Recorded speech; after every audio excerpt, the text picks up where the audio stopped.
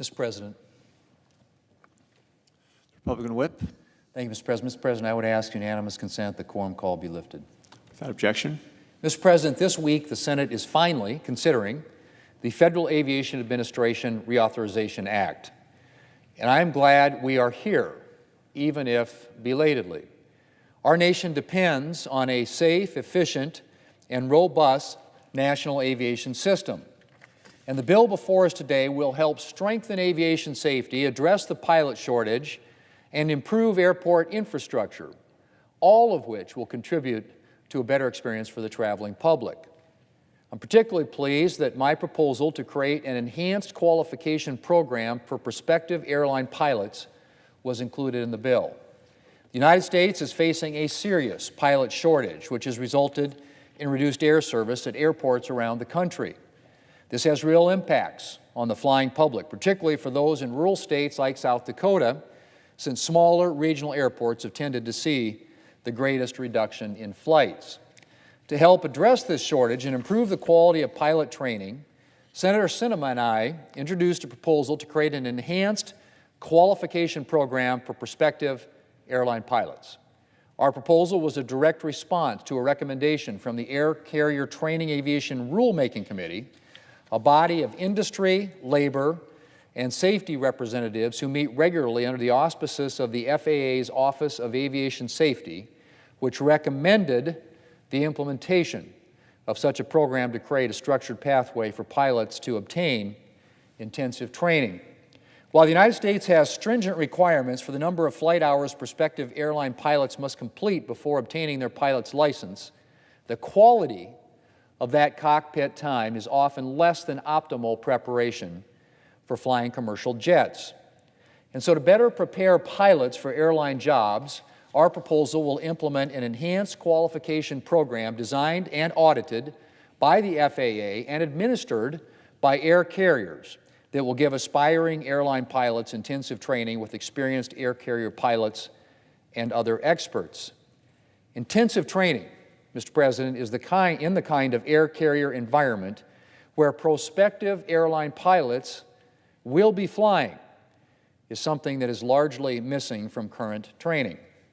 And getting the chance to work closely with seasoned pilots will help turn out highly qualified pilots who are better prepared for flying commercial jets. In addition, our program's use of simulator training, whose proven value has resulted in its extensive use by the military, will give prospective airline pilots exposure to the cockpits of the jets they will be flying, and crucially, allow them to experience what it's like to handle challenging and dangerous situations in those cockpits. For obvious reasons, standard flight training hours don't involve deliberately flying into perilous weather conditions or dealing with things like fires or engine failure.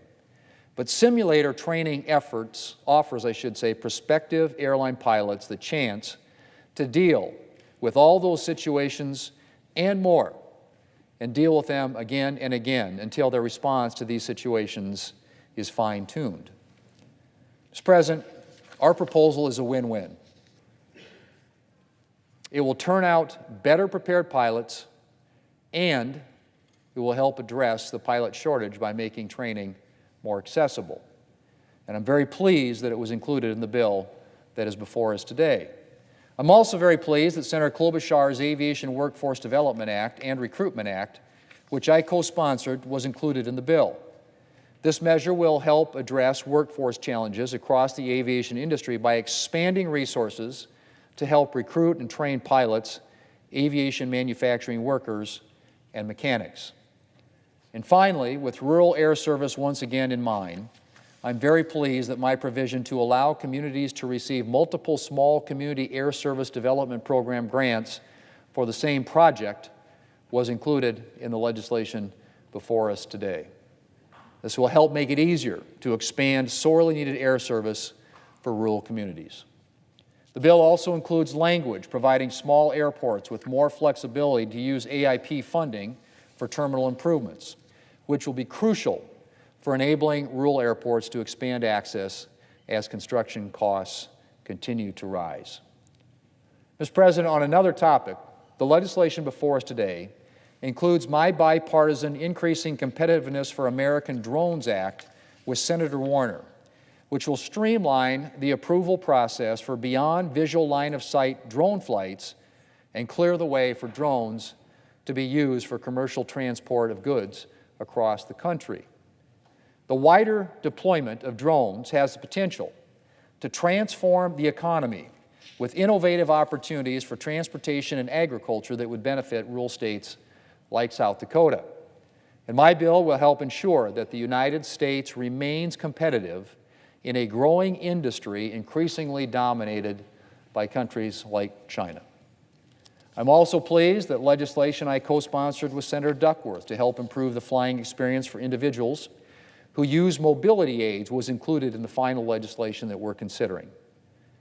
Mr. President, no bill is perfect, but I believe that the legislation before us today will make real progress toward a safer and more reliable aviation system and an improved flying experience for the American public. And I'm grateful to all those who contribute to getting this bill to the floor today. As a former chairman of the Commerce Committee, I know how much work goes into the process of drafting and moving an FAA reauthorization bill. And I want to thank the chair and ranking member and all of their staff. I particularly want to thank Ranking Member Ted Cruz for his tireless efforts, both in getting this bill to the finish line and ensuring that we ended up with a strong piece of legislation. His work to ensure that we have strong staffing mandates for air traffic controllers, as well as his efforts to reduce backlogs and improve the FAA's efficiency, deserve particular recognition. I also want to thank Senators Moran and Duckworth for their leadership at the Subcommittee on Aviation Operations and Innovation. Mr. President, as I said, final passage of the FAA Reauthorization Act has been a long time coming.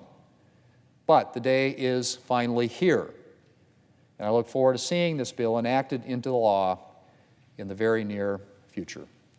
Mr. President, I yield the floor, and I suggest the absence of a quorum. Clerk will call the roll.